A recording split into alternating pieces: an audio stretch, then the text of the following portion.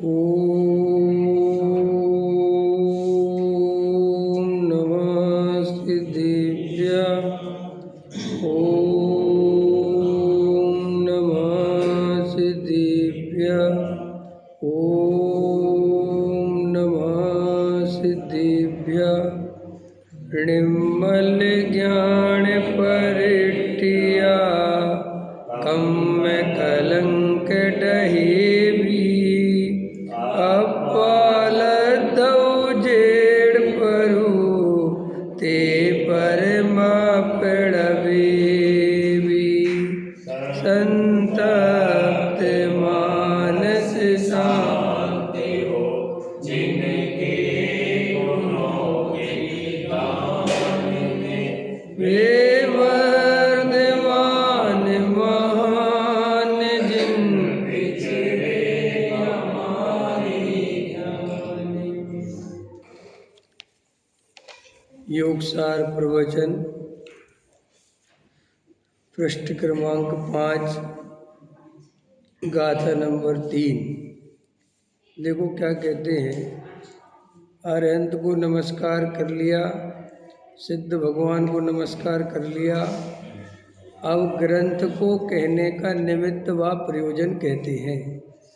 तो कहते हैं संसार का भय रखने वालों के लिए और मोक्ष की लालसा धारण करने वालों के लिए आत्मा का स्वरूप समझाने के प्रयोजन से एकाग्र मन से दोहों की रचना की है।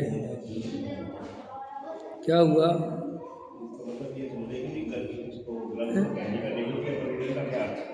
ग्रंथ माने ये ग्रंथ किसके निमित्त से लिखा गया, किस प्रयोजन से लिखा, किन जीवों के लिए लिखा गया। जिन्हें अभी संसार में आनंद आ रहा है, बढ़िया सुख लग रहा है, वो क्यों पढ़ेंगे ग्रंथ को, क्यों समझेंगे। जिन्हें संसार दुख रूप लगा, जिन्हें वास्तव में अब 4 गति 84 लाख योनि में जन्म मरण नहीं करना, जिन्हें मोक्ष पद पाना है, जिन्हें शाश्वत सुख पाना है, उनके लिए लिखा गया है। अब ये बात अलग है कि अपन को पाना नहीं है, पढ़ापन फिर भी रहे। समझ में आया? लेकिन आचार्य तो इसीलिए लिख रहे हैं। देखो क्या कहते 5 नंबर पेज। आचार्य श्री योगेंद्र देव कहते हैं इस काव्य में जो जीव संसार से भयभीत हैं, अर्थात जिन्हें 4 गति का भय लगता है, चाहे स्वर्ग का सुख हो या चक्रवर्ती का राज्य हो, प्रतिदिन अरबों रुपयों की पैदाइश वाला सेठ हो, अभी गुरुदेव श्री का प्रवचन का अंश है, या इंद्रपद प्राप्त हो, ये सब कल्पनाएं हैं, दुख हैं। इन दुखों से जो संत्रस्त हैं, ये दुख अब मुझे नहीं चाहिए। 4 गति में जन्म मरण करना, संयोगों का मिलना सब दुख रूप है। ऐसी जिनकी चाहना है उनके लिए इस काव्य की रचना करता हूँ। धर्मात्मा को भी आराधना अधूरी रहने से ये सब संयोग मिलते हैं, उसका उन्हें खेद है। वह विचारता है हमारा आत्मा सच्चिदानंद प्रभु पूर्ण ज्ञान और आनंद की प्राप्ति करे ऐसी शक्ति वाला है, और उसी को अरे रे ये संयोग मिले, उसका खेद है। जैसे किसी को फांसी देने का निश्चय हो गया हो, उसे जैसा त्रास लगता है, ऐसे ही जिसे संसार से डर लगता हो, उसके लिए इस योग सार का उपदेश है। जिसे एकाध भाव स्वर्ग का चाहिए हो, जन्म मरण के त्रास से त्रस्त ना हुआ हो, उसके लिए हमारा उपदेश नहीं है। हम खारी जमीन में बीज नहीं बोते, मात्र मोक्ष की जिसे अभिलाषा हो वह मुझे तो छूटना ही है। ऐसे जीवों को मुझे एक बात कहनी है। क्या कहना है प्रभु? हे जीव, आत्मस्वरूप समझने के लिए अपनी जाति पहचान। तेरे स्वरूप में क्या भरा है उसे समझ। बेकार यह तेरी जाति नहीं। ऐसे आत्मस्वरूप को समझने के लिए मैं एकाग्र चित्त से दोहों की रचना करूँगा। ये है। अब इसकी देखो बात क्या कहते हैं। चाहे स्वर्ग का सुख हो या चक्रवर्ती का राज हो, प्रतिदिन अरबों रुपए की पैदाइश वाला सेठ हो या इंद्रपद प्राप्त हो, ये सब कल्पनाएं दुख हैं। ये अपन को दुख रूप लगते हैं? नहीं लगते। तो नहीं लगते तो बात खत्म है, ये दुख रूप लगने चाहिए। अपन को ये दुख रूप क्यों नहीं लगते? जब ये दुख रूप है तो अपने को दुख रूप क्यों नहीं लगते हैं? नहीं, उसमें सुख बुद्धि क्यों है भाई? आचार्य भगवंत कह रहे हैं कि वे दुख रूप हैं तो दुख रूप हैं, और अपना अनुभव भी ऐसा नहीं कि उनको सुख रूप देखता है, वो दुख रूप देखता है, फिर भी वे अपने को दुख रूप नहीं दिखाई देते। उसका कारण क्या है? उसका कारण ये है बेहोशी, विचार नहीं करते। नहीं नहीं नहीं, अंदर की बात नहीं, भीड़ के समूह में ऐसे फंसे हुए हैं कि चारों तरफ जो मनुष्य जाति है वो रुपए पैसे के पीछे दौड़ रही है, और भीड़ एक आकर्षण पैदा करती ही करती है। अगर 100 लोग एक ही काम में लगे हुए हैं तो जो 101 नंबर का व्यक्ति है वो अपने आप उसी काम में लग जाएगा। ऐसे ही अपन को संसार में सुख नहीं मिलता, ये बात परम सत्य है, किसी को नहीं मिलता। लेकिन अपन को संसार से भिन्न कोई सुख है, या मेरी कोई आत्मा में सुख है, ये सुख ही नहीं समझ में आता। कल एक बहन जी का फोन आया था कल रात की क्लास के बाद कि साहब आप जो जो कहते हैं हम वो सब करते हैं बराबर, और शांति तो हो जाती है लेकिन सुख नहीं मिलता। अब मुझे बताओ सुख और शांति में क्या अंतर है? अपने मन में प्रश्न करो। ये आप भी आत्मा का ध्यान करते हो या वस्तु स्वरूप समझते हो, और आपके जीवन में एक शांति है, समता है, आपको राग देश नहीं है, कसाय नहीं है, यही तो सुख है। लेकिन अपने सुख सुख ही नहीं मानते। प्रॉब्लम है अब आपको समझ में, अब आपको ये पता चला कि आप ये सुख सुख क्यों नहीं मानते। भाई सुख का लक्षण क्या है? पहले सुख के लक्षण पे चर्चा कर लें अपन। सुख का लक्षण क्या है देवेंद्र जी? तो भैया निराकुलता सुख का लक्षण है, तो दुख का लक्षण क्या है? तो आप एक तत्व समझ के, स्वाध्याय समझ के आपके अनंत आकुलता टूट गई, ये सुख नहीं है। लेकिन अपन को सुख ही नहीं समझ में आता। क्यों नहीं आता? प्रश्न है कि क्यों? जब ये सुख है तो सुख क्यों? क्योंकि अनुभव नहीं कर रहा, ऊपर से कह रहा है ये बात को। हाँ, नहीं वो अनुभव ही कर रहा है। मैं तो कह रहा हूँ आप तो ऊपर से नहीं, मैं तो अंदर से ही कह रहा हूँ कि उसको लग रहा है कि हाँ भैया अब आकुलता है। लेकिन मज़ेदार बात है, उसका कारण ये है कि हमने अभी तक सुख जो जाना है वो लीनता वाला सुख जाना है। कौन सा वाला सुख जाना? पंच इंद्री के विषय भोगों में लीन हो जाते हैं। तो लीन हो जाते तो वहाँ जैसा वो निर्विकल्प इंद्रिय सुख मिलता है, समझ में आया? वैसा इस आत्मा की बात सुनकर, स्वाध्याय कर कर, समझ कर, वस्तु स्वरूप समझ कर, वैसी लीनता तो भी हुई नहीं, क्योंकि वो लीनता तो चारित्र्य गुण की है। और ये जो अपन चर्चा समझ रहे हैं, जो वस्तु स्वरूप, ये तो ज्ञान के लेवल पे समझ रहे हैं। और थोड़ा बहुत कोई कदाचित कोई जीव थोड़ा गहरा श्रद्धानी हो जाए तो वो श्रद्धा के लेवल पे पहुंच जाए, थोड़ा बहुत। अधिकतर जीव तो क्या ज्ञान मात्र में ही लगे रहते हैं। ज्ञान में ही वस्तु स्वरूप समझ लिया, ज्ञान में ही ध्यान हो गया, और ज्ञान में ही श्रद्धान हो गया। आया समझ में? तो वो जब तक वो तीनों गुणों की एक रूपता नहीं हुए तब तक वैसा आनंद तो नहीं आएगा जैसा तुम आनंद समझते हो। जैसे अपन रसगुल्ला खा रहे हैं और रसगुल्ला खाते समय व्यापार की चिंता चल रही है या कोई और विशेष प्रकार की आकुलता चल रही है, तो रसगुल्ला खाने में आनंद नहीं आ सकता। रसगुल्ला का आनंद लेने के लिए भी आपका मन वचन काय एक ही जगह रहना चाहिए। समझ में आया कि नहीं आया? तब आपको रसगुल्ले का मजा आएगा। तो अपन पंच इंद्रिय के विषय भोगों में ऐसी एकाग्रता करना जानते हैं, भले ही वो क्षणिक जानते हैं, लेकिन उसको जानते, तो उसमें तो थोड़ा बहुत रस समझ में आता है। लेकिन शांत होकर बैठ गए, किसी से कुछ नहीं लेना, किसी से कुछ नहीं देना, अब अपने बैठे हैं और सारी दुनिया भागती फिर रही है और अपन एक कमरे में बैठे हैं, तो एक तो ये आकुलता घेरती है कि अपन अलग से नमूने तो नहीं सारे पैसा कमाने में लगे। पैसे में सुख का प्रश्न नहीं है, लेकिन ये लगता है कि यार अपन यहाँ बैठे बैठे कर क्या रहे हैं। क्योंकि अंदर कर्तृत्व का भूत इतना लगा हुआ है कि हमें शांति से बैठने में शांति समझ में नहीं आती। आया समझ में? अपन को बिना राग देश के ऐसा लगता कि राग देश नहीं कर रहे इसमें क्या सुख है। हम राग देश नहीं कर रहे इसमें क्या सुख है। हम नहीं कर रहे राग देश, बैठ गए, चलो हम किसी से न राग करेंगे न द्वेष करेंगे, हम बैठे शांति से। अब आप समझ रहे ना हमारी समस्या क्या है। इसलिए बहुत सारे लोग एक समय के बाद स्वाध्याय करते करते आत्मा समझते समझते निराशा के गर्त में चले जाते हैं। और वो निराशा के गर्त में चले इसलिए जाते हैं कि वो जैसा सुख चाहते हैं वैसा सुख उनको नहीं मिलता। तो उनको ऐसा लगता है कि हमें यहाँ तो कुछ मिला नहीं और वहाँ हम छोड़ के आ गए। समझ में आया? तो वो ऐसा आदमी को, क्योंकि आदमी के अंदर एक उमंग चाहिए, एक आनंद चाहिए, एक उत्साह चाहिए, अपने कार्य का हर्ष बहुत चाहिए। लेकिन अब शांत होकर बैठ जाते हैं, ध्यान भी कर लेते, लेकिन कुछ मिलता हुआ तो दिखता नहीं।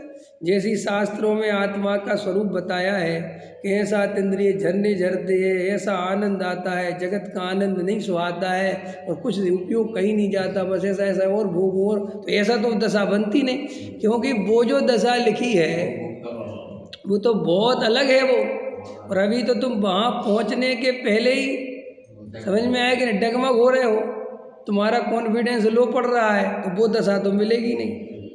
तो ये भी थोड़ा बहुत क्लियर होना चाहिए कि भैया निराकुलता सुख है, निराकुलता सुख है। एक्चुअली निराकुलता जो भी भाई है ना, उसको अनुभव नहीं करना, वो फिजिकल की तरफ देख रहा है। बराबर। वो और ये फिजिकल नहीं है। हाँ ये भोगने वाली चीज है। बराबर।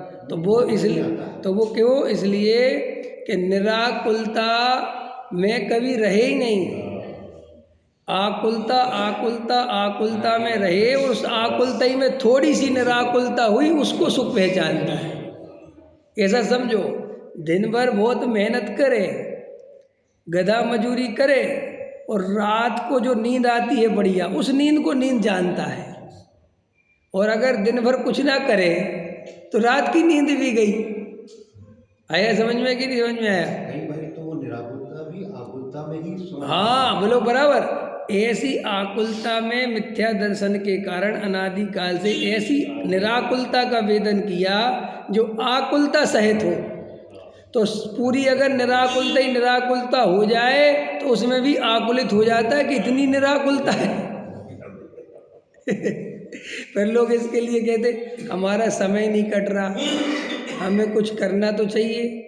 या कुछ नहीं करना यही तो सुख है, करना तो महा दुख है। लेकिन फिर वो त्यागी वृत्ति बन जाएगा, संत साधु बन जाएगा, तो भी वो उस पर निराकुलता भोगी नहीं जाती। कहता कुछ काम ले आओ। और सुनो, जब बूढ़े हो जाता आदमी, अपन जवानी भर क्या सोचते हैं कि अपन जब बूढ़े हो जाएंगे तो बैठकर शांति से खाएंगे, बराबर है कि नहीं? तो ऐसा दिन आता भी है कि जब आपका बुढ़ापा भी होता है और आप शांति से बैठ के खा सकते हैं। लेकिन आपने देखा जब वो समय आता है, वो जीव की सबसे दुखरूप अवस्था का नाम है बुढ़ापा। इसलिए नहीं कि बुढ़ापे में शरीर शिथिल हुए, तो बेकार की बात है।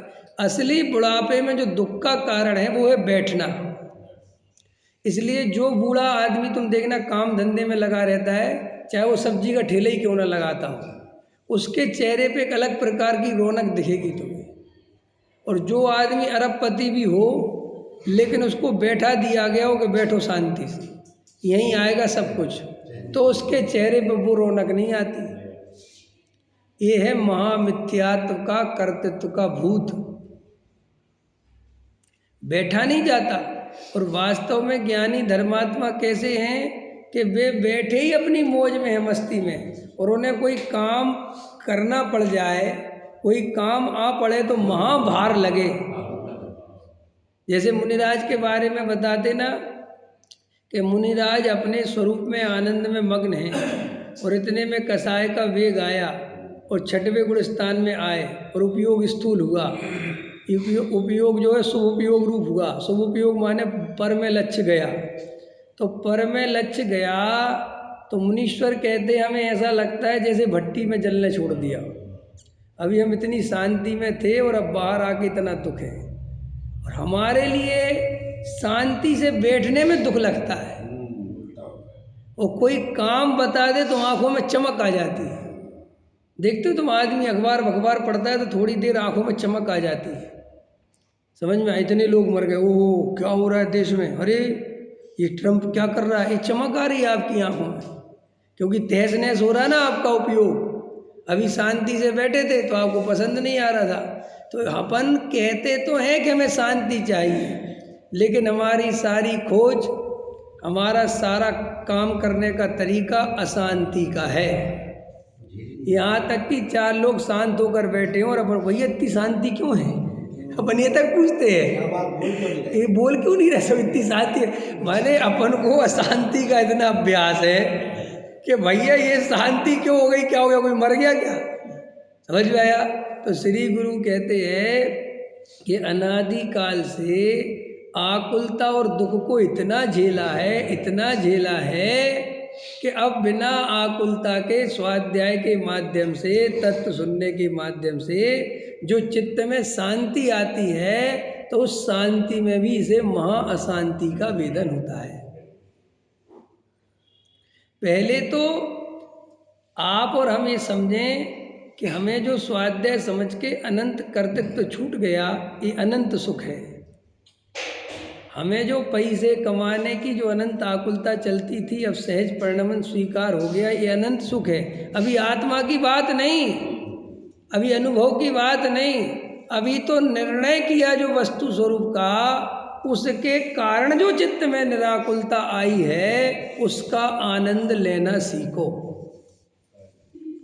और जब उसमें इतना आनंद आने लगे, उसमें इतना संतुष्ट भाव आने लगे, वाह, तो फिर वही भाव, वही अहोभाव, वही धन्यवाद का भाव, वही वैराग्य भाव हमें सम्य उसकी अनुभूति की ओर ले जाता है। लेकिन जो केवल और केवल आनंद का खोजी बना हुआ है और आनंद तो मिल नहीं रहा, आनंद तो मिल रहा, वैसा तो आनंद, ये तो लोभ कसाय ने घेर लिया।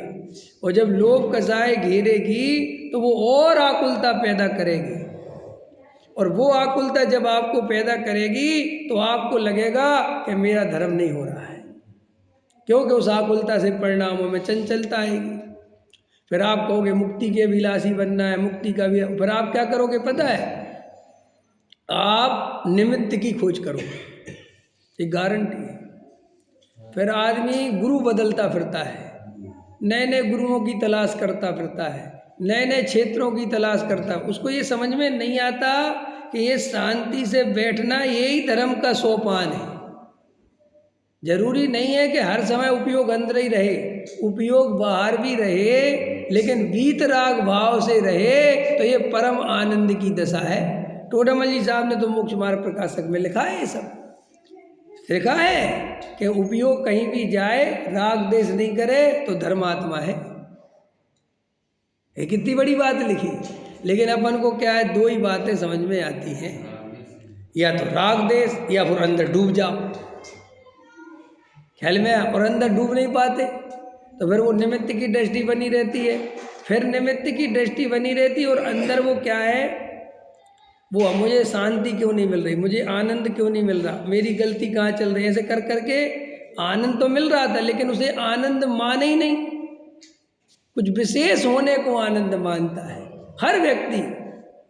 जैसे देखो, और भी ले लें अपन, जैसे आप पंडित बने, मन के चलो पंडित बने, और क्या बताऊं मैं, और आप पंडित बन गए और आपको पूज्यता मिलने लगी, आपका नाम वाम हो गया, जगत में आपको 10, 20, 50 हज़ार आदमी सुनने लगा, और आप जहाँ खड़े हो जाते हो 20, 50 आदमी आपको घेर लेता है, तो फिर आदमी को आत्मानुभव की इतनी चिंता नहीं रह जाती। ये परम सत्य है, क्योंकि उसको उस कार्य से उतना सेटिस्फेक्शन मिल गया। तो वो देखना तुम, वो अपने में एकदम संतुष्ट रहेगा, वो कहेगा मुझे कहीं नहीं जाना साहब, मस्त। लेकिन वो अपने में मस्त नहीं है, वो मस्ती तो उससे आ रही है। हम वो समझ में आ गया नहीं, आप समझ गए। वो छटपटाने का नहीं कारण, ऐसे कोई त्यागी वृत्ति बन गया और उसे बहुत पूज्यता मिल गई, बहुत लोग आदर देते हैं, सम्मान देते हैं, तो फिर उसको अपने उस क्रिया कांड में एक संतुष्टि का अनुभव होता है, वो कहता है एकदम ठीक है। प्रॉब्लम तो जब होती है श्रोता के साथ कि वो अकेले में ध्यान तो बहुत करता है और श्रोता को तो सम्मान देता नहीं है, नहीं समझे आप। अब वो श्रोता सोचता है मुझे तो कुछ मिल नहीं रहा। पंडित जी तो देखो कितने आनंद में रहते, हो सकता है पंडित जी के आनंद का कारण तुम्हारा सम्मान हो, इसलिए आदमी विशेष श्रोता बन जाए। विशेष श्रोता समझ गए कि नहीं, गणधर जैसा, और पंडित जी उसका बार बार नाम ले या गुरु जी बार बार, तो उसमें भी रस लेता है। फिर वो कहता है प्रवचन में मुझे सबसे आगे पहुंचना है क्योंकि पंडित जी मेरा नाम लेते हैं और मुझे सारी दुनिया जानती है। तो आचार्य कहते कहाँ कहाँ कौन सा मिथ्यात्व खड़ा कर ले पता ही नहीं चलता, कौन सी बीमारी लगी हुई है अंदर। आया समझ में? एक एक बीमारी को अंदर पहचानना पड़ता है अपने अभिप्राय में, ये जो मुझे आनंद आ रहा है किस बात का आ रहा है। अथवा अगर आपको सच्चा आनंद प्रकट हुआ है तो कैसे पता चले, उसमें पर द्रव्य की आवश्यकता की जरूरत महसूस नहीं होती, पर द्रव्य की आवश्यकता महसूस नहीं होती। कोई हमें पूछे नहीं पूछे तो भी हमारी शांति और हमारा आनंद, हमारी निराकुलता कायम रहे, तो आपने समझना है कि ये सही गायक की ध्रुव की सही दृष्टि है। आया समझ में? और आपको शांति से बैठना अच्छा ही नहीं लगता, आपको विशेष होने की इच्छा है। देखो, विशेष होने की इच्छा मूल में महापर्याय दृष्टि है। क्या कहा मैंने? विशेष होने की इच्छा, कि मैं कुछ विशेष हो जाऊं। जैसे अपन ध्यान में गए और शास्त्रों में पढ़ते हैं कि ऐसे ऐसे आत्मा में आनंद आता है, ऐसा आनंद झर रहा है, तो अब ये क्या उसी आनंद और झरने की तलाश करता है। इसका अर्थ है कि तुमने अपने को पहले नंबर पर परिपूर्ण गायक नहीं माना। तुमने अंदर जाके तलाश क्यों करने लगे सुख की? जब मैं सुख से बना हुआ हूँ, सुख ही मेरा स्वरूप है, मैं परिपूर्ण गायक हूँ। जब अपने ये निर्णय हो गया तो हमें अंदर में सुख खोजना है कि अंदर में होकर बैठना है। आया समझ में? अंदर शांत होकर बैठना है कि बाहर में सुख खोजना है, कि अंदर में सुख खोजना है। देखो, अपन अपनी मौजसों बैठ गए, कैसे होता है आत्मानुभव? अपन अपनी मौजसों बैठे हैं और जो अपन ने वस्तु का स्वरूप समझा था, जैसे उगल बाबू जी कहते ना, बस मैं तो एक परिपूर्ण गायक हूँ। इस श्रद्धा है तुम्हें, इस श्रद्धा का अर्थ नहीं समझते अपन। ये श्रद्धा का अर्थ है कि अपने में इतने तृप्त हैं हम कि अनुभूति नहीं भी आ रही तो भी तृप्त है। समझ में आया कि नहीं आया? देखो कैसे है मुनिराज, कैसे ही मुनिराज की अलौकिक वृत्ति, पूरा मुनि जीवन है उनका, 6वें 7वें गुण स्थान में झूलते रहते हैं, लेकिन केवल ज्ञान के लिए आकुलता नहीं करते। अगर केवल ज्ञान के लिए आकुलता करें तो वहां से नीचे गुण स्थान आ जाए। ये तो सीधी सी बात है, उन्हें अपने स्वरूप की इतनी इतनी खुमारी है कि बार बार उसमें रम जाते हैं, लेकिन आग्रह नहीं करते, तनाव नहीं करते, आकुलता नहीं करते, परेशान नहीं होते। समझ में आया? नहीं हो रहा तो नहीं हो रहा, शांति से देखते हैं, क्योंकि उस काल में मैं तो परिपूर्ण गायक हूँ। ये तो उपयोग अंदर जा रहा नहीं जा रहा, लेकिन मेरे स्वभाव में कोई कमी नहीं है। ये श्रद्धा उनकी 24 घंटे कायम है। ये है मैं परिपूर्ण गायक हूँ। समझ में आया? लेकिन परिपूर्ण गायक हूँ इसका रस तो आता नहीं, और पर्याय में परिपूर्णता कब प्रकट हो इसका रस बना रहता है। और कई जीव तो इसे बहुत बड़ा धर्म समझते हैं, जिन्हें पर्याय की चिंता है, पर्याय में परमात्मा पद की प्रकट, वो उसी की चिंता करते हैं। और वो क्या सोचते हैं कि मैं ज़्यादा संसार से भयभीत हूँ, मैं ज़्यादा मोक्ष का विलासी हूँ। वो मोक्ष का अभिलाषी होने का अर्थ ये नहीं है कि हम मोक्ष की चिंता करने लग जाएं। मोक्ष का अभिलाषी होने का अर्थ है कि जगत में तो उसे कुछ चाहिए ही नहीं। सुनो ध्यान से, जगत में तो उसे कुछ चाहिए ही नहीं, लेकिन अभी चूंकि लोभ कसाय विद्यमान है, तो लोभ कसाय तो अपना काम करेगी कि नहीं करेगी? और लोभ कसाय जब अपना काम करेगी तो कैसे करेगी बताओ देवेंद्र जी? जब लोभ कसाय काम करेगी तो कैसे काम करेगी? लोभ कसाय में कुछ ना कुछ लोभ आएगा तब तो लोभ कसाय काम करेगी। तो उसे रुपया, पैसा, मकान, दुकान, संयोग, ये तो सब निकल गए, ये तो बात ही खत्म हो गई। लेकिन अब लोभ कसाय तो है ना, भले ही आप प्रत्याख्यान वर्ण वाली है, भले ही प्रत्याख्यान वाणी संजुलन है ना, तो वो लोभ क्या करेगी कि उसे मोक्ष का भाव आ जाएगा इतनी से। लेकिन उस भाव में रंच मात्र भी एकत्व बुद्धि नहीं करेगा, उपादेय बुद्धि नहीं करेगा, कर्तृत्व बुद्धि नहीं करेगा। आपको एकत्व समझ में तो आ गया होगा, उपादेय भी समझ में आ गया होगा, कर्तृत्व समझ में आया? कर्तृत्व नहीं करेगा माने हाँ, उसका कर्तृत्व नहीं रहेगा माने ऐसा परिणाम करा दूं, ऐसा नहीं। उसे भी जानता है कि भले ही भाव आ रहा है लेकिन पर्याय अपनी योग्यता से ही आएगी। ये उसकी असली निराकुलता का कारण है, ये जो ध्रुव की दृष्टि है। अगर आप उसकी निराकुलता का कारण उसका उपयोग मानोगे तो उपयोग तो बहुत क्षण क्षण में बदलता ही है, वो तो किसी का नहीं रहता बदले बिना। लेकिन असली खूंटा जो श्रद्धा का, जो गायक की प्रतीति हुई है, असली आनंद तो उसके कारण 24 घंटे चल रहा है। और हमारी श्रद्धा में खूंटा क्यों नहीं गड़ रहा? क्योंकि हम श्रद्धा के तक पहुंचने के पहले ही बटोरने की सोचते हैं।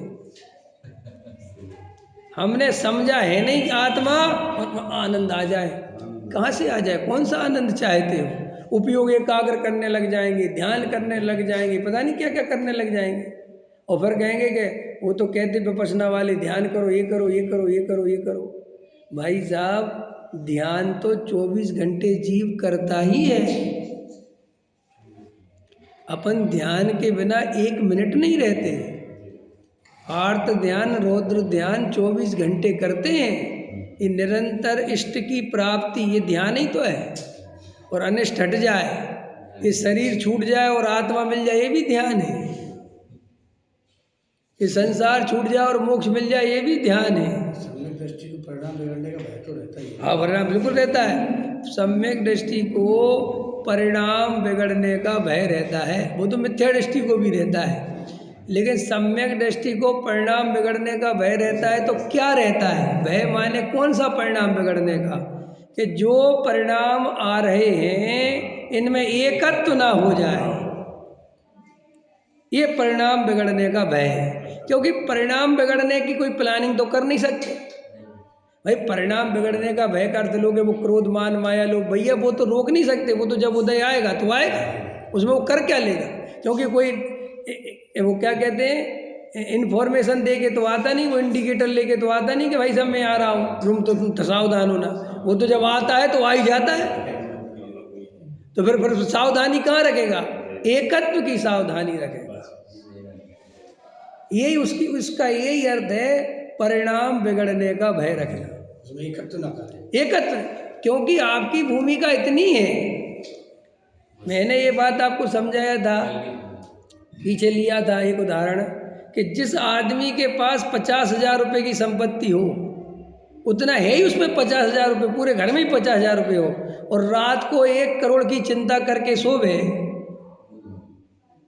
और घर में कितना पैसा है, और चिंता करता है 1 करोड़ की चोरी ना हो जाए, 1 करोड़ की चोरी ना हो जाए, तो क्या कहोगे तुम? कहोगे तो मूर्ख आदमी, भाई इतने 50,000 है तो 50,000 की चिंता कर। ऐसे ही मिथ्या दृष्टि ये शुभ भाव की चिंता करे। समझ में आया? शुद्ध भाव की चिंता। अरे आचार्य कहते तेरे पास कुछ है क्या जो तू की चिंता कर रहा है? तुझे चिंता करना भी तो मिथ्यात्व के नाश की कर। और सम्यक दृष्टि जो 14 गुण स्थान वाला है, उससे कहते तू कौन से संयम फंयम की चिंता करने में लगा है? तेरे संयम है? कि साहब नहीं है तो क्या है कि सम्यक, तो इसकी देख तेरे परिणाम में एकत्व नहीं हो जाए तो इस बात का ध्यान रख। और मिथ्या दृष्टि से कहते परिणाम में एकत्व कैसे छूटे, तो इसकी चिंता कर।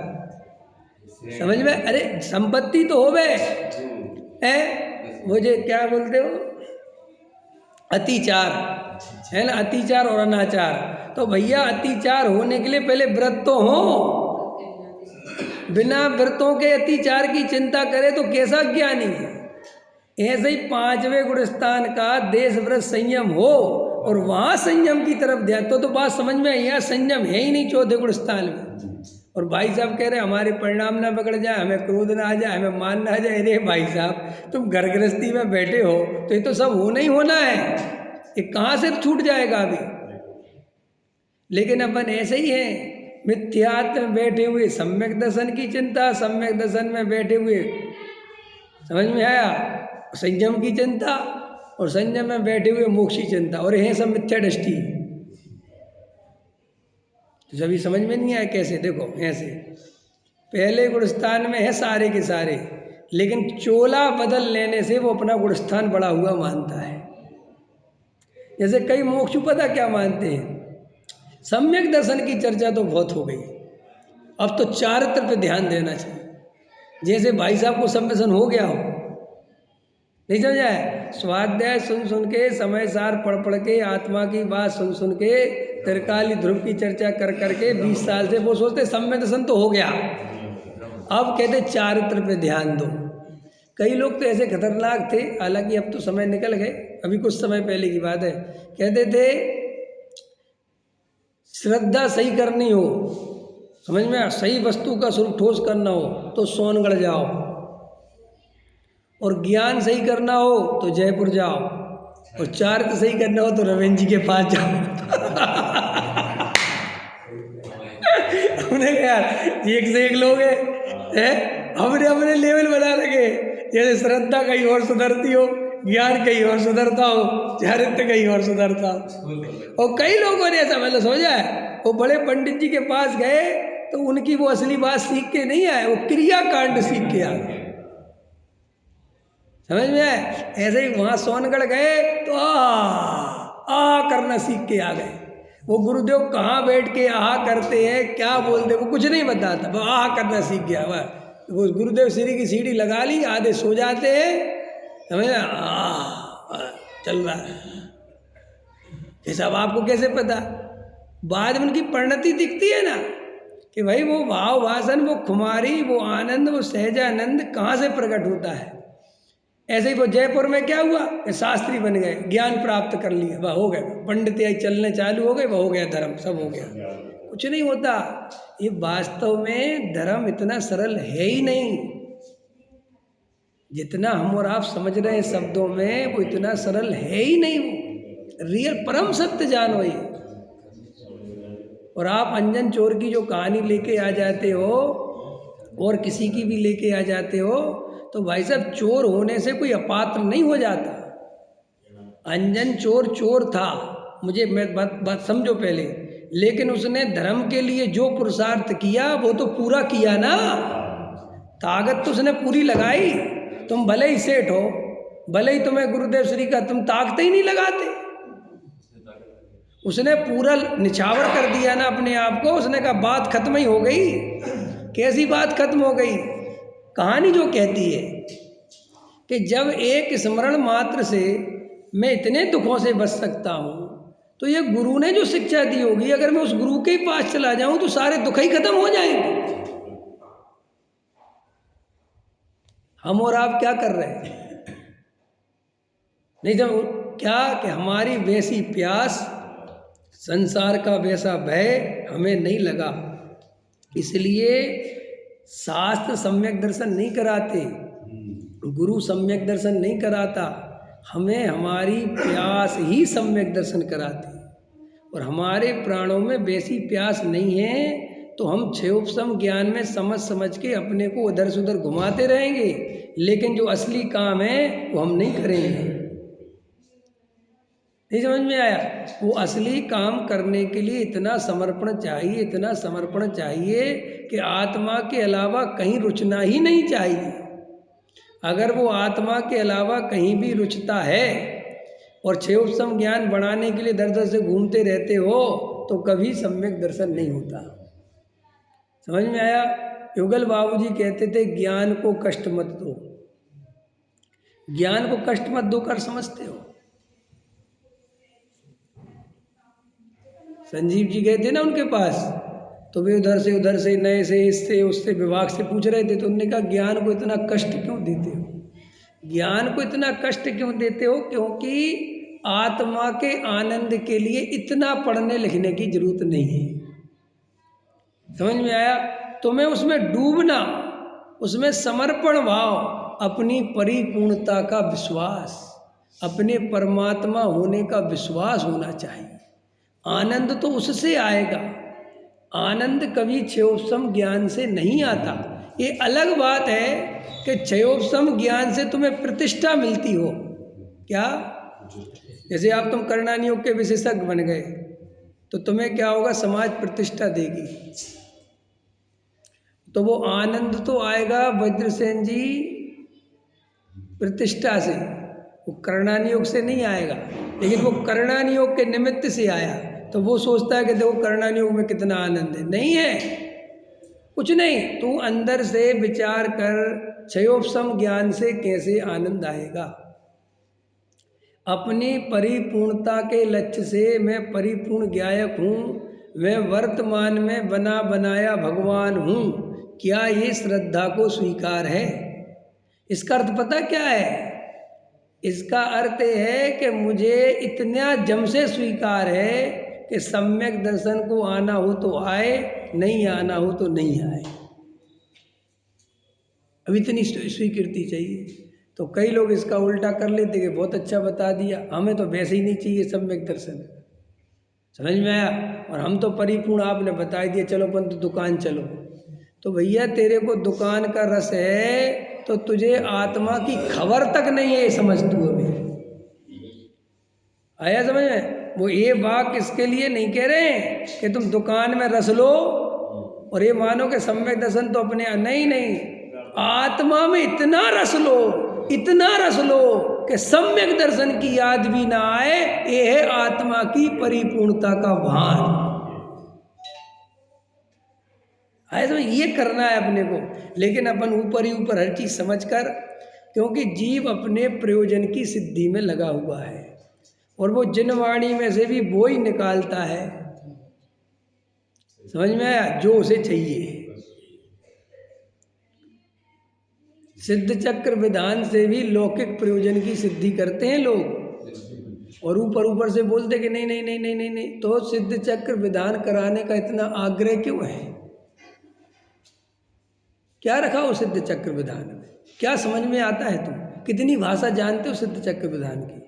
एक लाइन का अर्थ करके बता दो तो मैं जानूं तुम में से कोई। अच्छे अच्छे पंडित नहीं कर सकते उसका अर्थ। आप कहोगे कैसी बात कर? अरे मैं जानता हूँ सब, वो तो विद्वानों ने कर दिए उसके अर्थ, तो वो तुम उसमें से पढ़ के बता दो, क्योंकि वो भाषा अपनी है ही नहीं। लेकिन अपन को वो ही पूरा, और अपन ऐसे बंध जाते हैं विधान में कि वो कौन सा धागा पहना देते हैं, वो रक्षा कलावा, हिल मत जाइयो, हिल गए बेटा तो गए काम से, बैठा बेटा ये वो ही जिसने समय सार पढ़ा है। वो कलावा को देख रहा। अभी मैं था ना, वो विधान चल रहा था, लास्ट में कहते पंडित जी से कलावा और खुलवा दो। कह खोल लो क्योंकि वो इतनी पास आफत लगती है कलावा है। वो बड़े ऐसे डरा देते हैं। बोले वो अब हम जो मंत्र बोल रहे हैं सब ध्यान से सुनना, समझ में आया? और अगर किसी ने मंत्र की अनसुनी करी, अभी की बात है बिल्कुल प्रत्यक्ष की, समझ में आया? तो तुम्हारे बच्चे लंगड़े लूले पैदा होंगे। तो मेरे जैसा आदमी अगर मेरे तो हो गए। क्या करोगे? कितना डराओगे? है क्यों? कितना डराओगे तुम? लेकिन लोग डरते।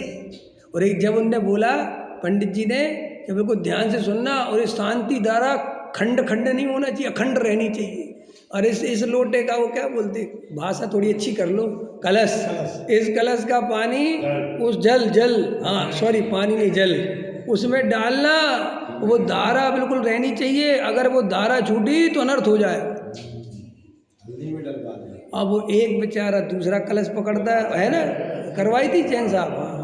हाँ अरे हुई, तुम कहाँ, तुम भाग गए थे, सब हुई थी, कैसी बातें कर रहे, अरे तो चल तो वो बेचारा भगवान तो सब भूल गया। और वो जो धारा देखी तुमने, शांति धारा होती देखी कभी, इतना टेंशन में रहता वो आदमी, ऐसा पसीना पसीना हो जाता बेचारा, क्योंकि ऐसा लगता सारा गोवर्धन पर्वत इसी के ऊपर धर दिया। वो गोवर्धन पर्वत होता है ना, वो कृष्ण जी उठा लेते हैं उंगली पे, ऐसा बेचारे की हालत है। और डालता रहता, और पंडित मंत्र बोलते रहते। और ये वो ही है जो कह रहा है कि बना बनाया भगवान परिपूर्ण गया है, ये हालत है। वो जब होती ना वो, तो वैसे तो कहता रहेगा कुछ नहीं होता जी, कुछ नहीं होता, इनमें क्या रखा, लेकिन हाथ लगाए बिना मानेगा नहीं।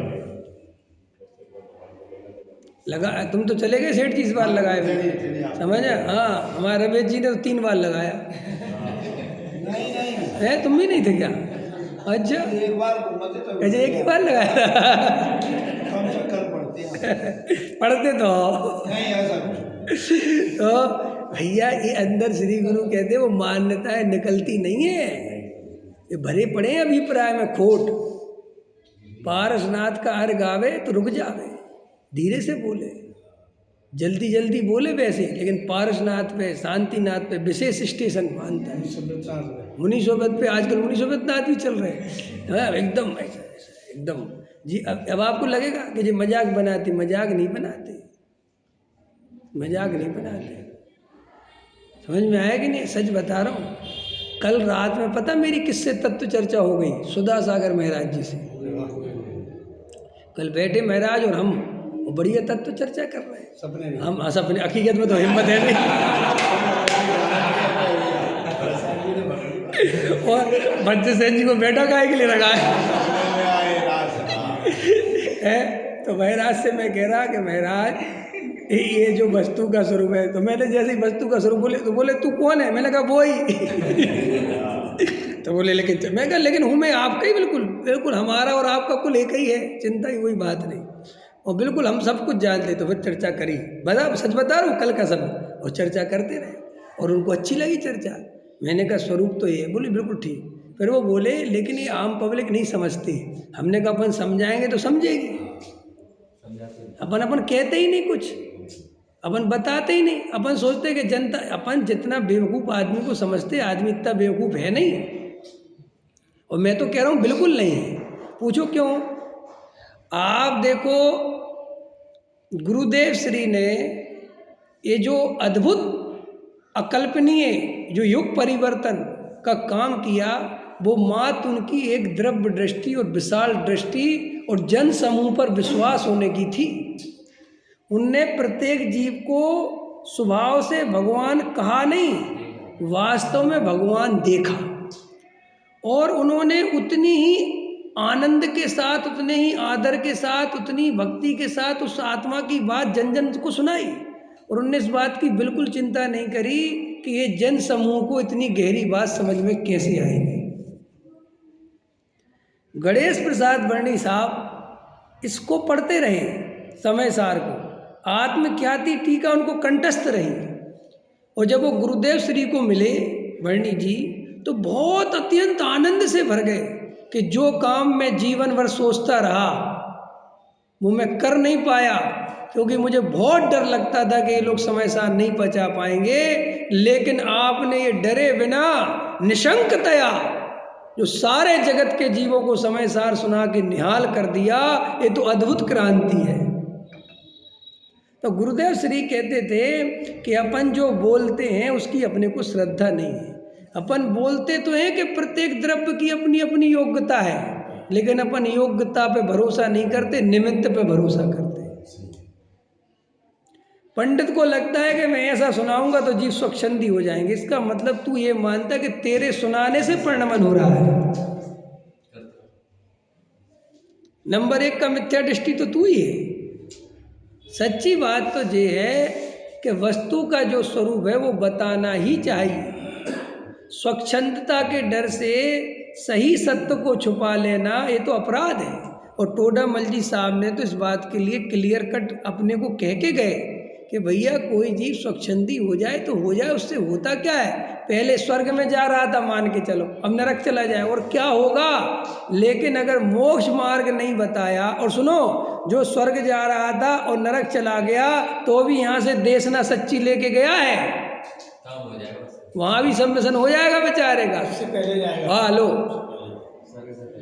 क्यों कि वो उसने बात तो निश्चयवादी बात गलत नहीं सुन के जाता, सुनता तो सही है, वो तो अप्लाई नहीं करता वैसा जैसा सुनता है, वो इतनी सी बात है, शब्दों में सुन के अपने उसमें चला जाता है। लेकिन श्री गुरु कहते हैं जिसने व्यवहार का पक्ष रखकर, क्रिया कांड में धर्म बुद्धि रखकर, व्रतशील संयम पालकर और स्वर्ग आदि चला भी जाए सो एक इंद्रिय की पर्याय में जाएगा, क्योंकि यहाँ से भी मिथ्यात्व लेके गया और कसाय की मंदता से स्वर्ग आदि में तो गया, लेकिन एक इंद्रिय की पर्याय में गमन हो जाएगा। क्यों? क्योंकि वहाँ अति आसक्त होकर उन पंच इंद्रिय के विषय भोगों में लगे बिना रहेगा नहीं। कि क्यों साहब, क्यों?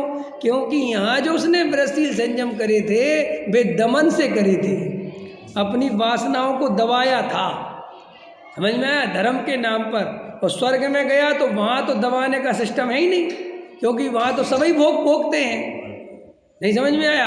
और वहाँ ऐसा मनुष्य पर्याय जैसा सिस्टम तो है नहीं, तो वहाँ अति आसक्त होकर उन विषयों से चिपक जाता है। इसलिए देवगति में जाना कोई बहुत ऐसा नहीं है कि बहुत सम्यक दर्शन पूर्वक देवगति में जाना तो ठीक है, लेकिन मिथ्या दर्शन सहित देवगति में जाना तो खतरे की निशानी है, क्योंकि वहाँ पर जीव को रचने पचने में दिक्कत नहीं है, 1 मिनट में रच पच जाता है। जैसे अपन यहीं देख लो, मनुष्य पर्याय में जिनका ज़्यादा पुण्य का उदय है वे सबसे ज़्यादा खतरे में है, क्योंकि शास्त्रों में लिखा है कि पंचम काल में मिथ्या दृष्टि जीव आते हैं।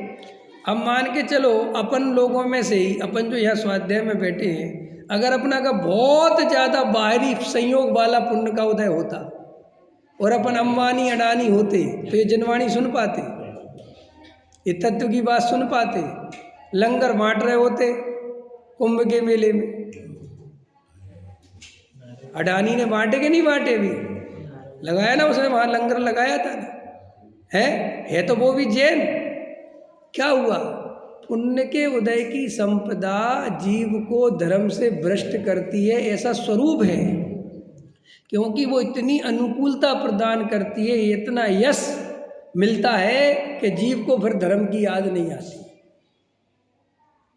ये देख लेना, अच्छा अपना उदय है कि अपन को प्रधानमंत्री पद वाला कर्म नहीं बना, ये अलग बात है कि अपन चाहे तो रोज रहे, नहीं चाह। अब क्या चाहोगे रमेश जी? और क्या करना है अपन? चाहत भी मैंने बताई थी, ऐसे नहीं आती सामने, भूल गए। कसाय अंदर बहुत होशियार है, वो बहुत चतुर है, तुम्हारा हमारा अभिप्राय ऐसे प्रकट नहीं होता, वो पूरा द्रव्य क्षेत्र काल भाव देख के प्रकट होता है। अभी आप लोगों में से मैं किसी से कहूँ कि आपको मंत्री बनना है, आप कहोगे कैसी बात है, हमें तो क्योंकि आपको पता है कोई चांस ही नहीं है, काहे का कौन बनाने वाला है, और जो विवेक खुदा ही है कि जो बना दे।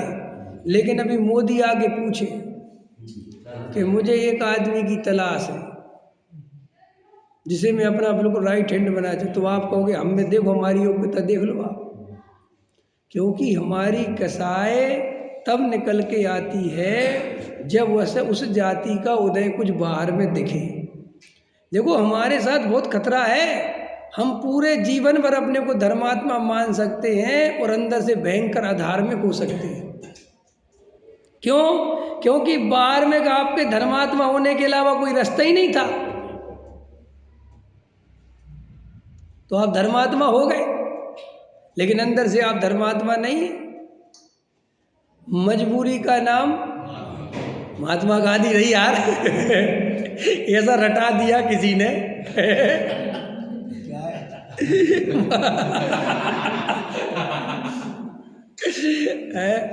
पहले अपन देखो, अपने जीवन भर अपन बहुत सारे काम मजबूरी में कर रहे जो अपन करना नहीं चाह रहे, लेकिन अपन ये किसी को दिखा नहीं रहे कि हम मजबूरी में कर रहे हैं। समझ में आया? क्योंकि ऐसा दिखाए तो वो शेर है ना कि अपने जख्म दुनिया को मत दिखा देना, लोग हाथों में नमक लिए बैठे हैं। तो अपन अपनी मजबूरी किसी को दिखाते नहीं, सब अच्छा है, सब बढ़िया है, सब बढ़िया है, लेकिन अंदर से सच बात बताए वो बढ़िया है नहीं जैसा होना चाहिए। तो श्री गुरु कहते हैं कि तू जो ये बातें बनाता है अंदर चेक कर, तुझे ऐसी श्रद्धा है कि नहीं। और देखो आनंद आएगा श्रद्धा से। ज्ञान समान न आन जगत में सुख को कारण। तो कौन सा ज्ञान, कौन सा ज्ञान? ये ज्ञान नहीं, सम्यक ज्ञान। और सम्यक ज्ञान कब नाम पाता है? ज्ञान सम्यक नाम कब पाता है? श्रद्धा सम्यक हो तो। इसलिए वहाँ लिखा तो ज्ञान समान है तुम, लेकिन लगाना श्रद्धा पूरी, तब वो आनंद आएगा। पंडित बनने से कोई आनंद का संबंध नहीं है। त्याग व्रत से, सेठ से, सेठियाई से, दान से, पूजा, इनसे कोई आनंद का लेना ही देना नहीं है। समझ में आया? आज आपको पूजा में आनंद आ गया तो हो सकता है आपको म्यूजिक के साथ पूजा हुई, आपको गाने का मौका मिला, आपके भजन सुने गए, है क्या? इसलिए आपको पूजा में आनंद आ गया, क्योंकि आपके अहंकार का आज पोषण हुआ है। रमेश से भजन गवाते हैं? रमेश से भजन गवाते हैं। अच्छा, रमेश जी भजन गाते हैं? कभी कभी गा लेते हैं, वो तो शौक है उनका। तो जिस दिन गा लेंगे उस दिन थोड़ा अच्छा लगेगा। तो आप ये मत सोचो कि हमें धर्म का अच्छा लगा, नहीं, ये आपके आज थोड़े से राग की और अहंकार की पूर्ति हुई। ये देख लेना, ये तो चेकिंग कर लेना। इसलिए आदमी को प्रवचन सुनने से ज़्यादा करने में मज़ा आता है। हमसे प्रवचन सुना नहीं जाता, लेकिन हमसे करवा तुम 2 घंटा लो, लेकिन दूसरा अगर 1 घंटा 5 मिनट भी कर देगा तो आग उल्टा हो जाएगा। क्योंकि अभी यहाँ बैठ के मेरा अहंकार पोषण हो रहा है। तो अहंकार में इतना आनंद है, इतना रस है कि आप उसकी कल्पना नहीं कर सकते। इसलिए आदमी ये भीड़ क्यों खोजता है? आपने देखा, आपको अकेले में आनंद क्यों नहीं आता? आप भीड़ क्यों खोजना चाहते हो? मैंने एक दिन प्रवचन किया था, भोगी और योगी की जोड़ी। योगियों को योगियों के साथ मजा नहीं आता जब तक भोगियों की भीड़ उनके पास नहीं आवे, और भोगियों की भीड़ आवे तो योगी को मजा आवे। क्यों? कि अब तो योगी होने का एहसास हो रहा है। विशेष मिल जाए। महिलाएं अगर अकेले महिलाएं बैठी हो ना तो उनको मजा नहीं आता। पुरुष आ जावे या पुरुषों के बीच में महिला आ जावे तो उसका बहुत ध्यान लग जाता है कि कोई हमें देख रहा है। ये जो हमारा रस है ना, ये रस उस केवल और केवल अहंकार का रस है। ये सब अपने को पहचानना पड़ता है। अगर हमें अकेले होने में आनंद नहीं आता है तो गारंटी से हमारा सारा आनंद मिथ्या दर्शन का ही चल रहा है। गहराई से विचार करना। सहजानंद।